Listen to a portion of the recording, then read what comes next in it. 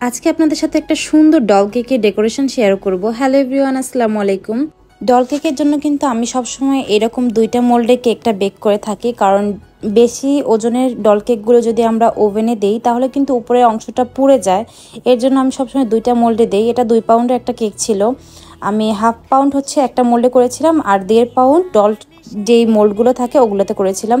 তা উপর দিয়ে একটু অংশ পুড়ে গিয়েছিল, সেটা আমি ফেলে দিয়েছি। যেটা সব কেকই একটু যেটা ফুলে যায় সেটা আমরা ফেলে দেই।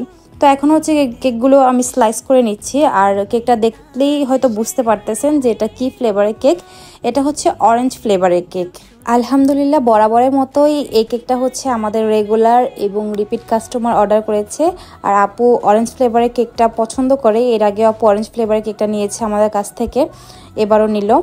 তার মেয়ের বার্থডে উপলক্ষে নিয়েছে। তো আপু আমাকে তেমন কোনো ডিজাইন দেয়নি, আপু জাস্ট বলেছে একটা ডল কেক হবে। প্লাস আপু আমাকে তার বেবির ড্রেসটা দেখিয়েছে যে এই কালারের কেকটা আপনি করে দিবেন। এরপর আমি আমার মন মতো কেকটা ডেকোরেশন করেছি। আর কেকটা যে এতটা সুন্দর হবে আমি আসলে চিন্তাও করিনি। খুব তাড়াহুড়া করেই আমি কেকটা কাজ করেছি। আর ফাইনাল লুকটা দেখে আমি তো জাস্ট অবাক। আমি ড্রেসটার সাথে মিল রেখে কিছু কিছু ডিজাইন করেছি, আপনাদেরকে শেষে দেখাবো যে ড্রেসটা কেমন ছিল। এই কালারটা আমার আম্মুর অনেক পছন্দের কালার। আর আমার আম্মু তো কেকটা দেখে খুবই খুশি হয়েছে যে ওয়াও, কেকটা তো অনেক সুন্দর হয়েছে। আশা করি আপনাদের কাছেও কেকটা ভালো লাগবে।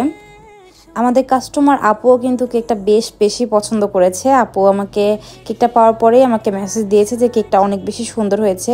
এই কেকের সাথে আপু কিছু কাপকেকও অর্ডার করেছিল।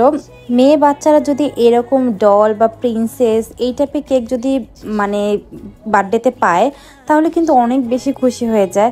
আর দেখেন কেকের হাতাটাও না আমি ওই যে রেফারেন্স পিকচারে যেই ড্রেসটা দিয়েছিল ওই ড্রেসটার মতোই করে করার চেষ্টা করতেছিলাম। আমি এখানে যে কালারগুলো ইউজ করেছি প্রত্যেকটা কালারই ব্লু প্লাস ইয়েলোর কম্বিনেশনে করেছিলাম। এখানে যে গ্রিন কালারটা এটা আমি ডিরেক্ট ইউজ করিনি, এই দুইটা কালার মিক্স করে আমি হালকা গাঢ় এরকম শেড তৈরি করেছি। আপনারা চাইলে কিন্তু যে কোনো ধরনের কেকের অর্ডার আমাদের কাছে করতে পারেন। ঢাকা সিটির মধ্যে আমরা সব জায়গাতে কেকের হোম ডেলিভারি দিয়ে থাকি। আপনাদের পছন্দ অনুযায়ী কেকের অর্ডার করতে পারেন, অথবা আমাদের পেজে অনেক ধরনের ছবি আছে যেগুলো দেখে আপনারা কেকের অর্ডার করতে পারেন। অ্যালবাম আছে আলাদা করে, অ্যালবামে আলাদাভাবে পেয়ে যাবেন। তো এই তো আমি দেখেন শেডটা করে নিচ্ছি। আর এখানে আমি রোজ নজেল দিয়ে আমি কেকের যে ড্রেসের কাজটা ওটা করছি।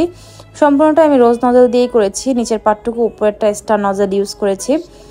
এই তো মোটামুটি আমার ক্রিমের কাজ শেষ। এখন আমি একটা বাটারফ্লাই দিয়ে দিব নন এডিবল, যেটা কিনা ওই যে ড্রেসটা ছিল সেরকম একটা বাটারফ্লাই দিয়ে দিব। আর কিছু স্প্রিঙ্কলস দিয়ে দিব।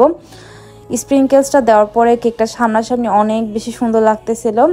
আর ডল কেক করার সময় যে ডলের যে চুলগুলো সেগুলো আমাকে খুব বেশি ডিস্টার্ব করে। এই জন্য আমি প্রথমে একটা ক্লিপ দিয়ে এটা বেঁধে দিয়েছিলাম, তারপরে এটা খুলে দিয়েছি। এই কেকটা ফাইনাল লুক।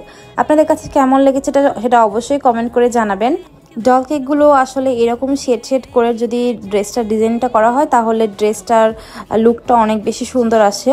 আমার কাছে এই পর্যন্ত অনেকগুলো ডল কেকের অর্ডার এসেছিল, অনেকগুলো কাজ করেছি আপুদের পছন্দ অনুযায়ী। তবে আমার কাছে মনে হয় যে এই ড্রেসটা বা এই ডল কেকটা বেস্ট।